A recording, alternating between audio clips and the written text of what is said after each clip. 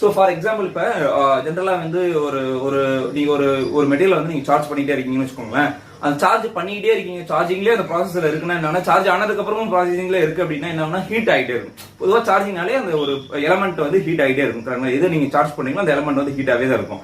So அந்த மாதிரி ஒரு ஸ்டேஜ்ல உங்களுக்கு டிஸ்கனெக்ட் பண்ணிட்டீங்க. சப்போஸ் நீங்க சார்ஜ் ஆகிட்டே இருக்கு, நீங்க டிஸ்சார்ஜ் ஃபுல்லி சார்ஜ்ல இருக்கு, நீங்க டிஸ்கனெக்ட் பண்ணிட்டீங்க. திடீர்னு ஒரு பவர் ஷட் டவுன்ல வந்து பாத்தீங்கன்னா திருப்பி வந்து டிஸ்சார்ஜ் ஆக ஆரம்பிக்குது பேட்டரியில. அப்ப நீங்க சார்ஜர் அந்த டைம்ல போய் உங்களால கனெக்ட் பண்ண முடியாது. அப்ப சார்ஜர் வந்து எப்பயுமே 24/7 வந்து கனெக்ட்லயே இருக்கணும். ஆனா அது வந்து உங்களுக்கு வந்து உங்க பேட்டரியோட லைஃப் டைமையும் உங்க பேட்டரியோட பர்ஃபார்மன்ஸையும் இல்ல பேட்டரியில எந்த பிரச்சனையுமே வந்து டிஸ்டர்ப் பண்ணாம இருக்கணும்.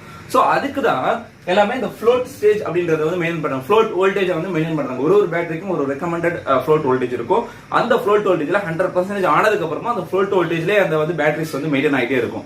எதுக்கு அப்படின்னா பேட்டரியோட லைஃப் டைமுக்காகவும் பேட்டரியோட பர்ஃபார்மன்ஸ்க்காகவும் அதுல எந்த பிரச்சனையும் வராம இருக்குது.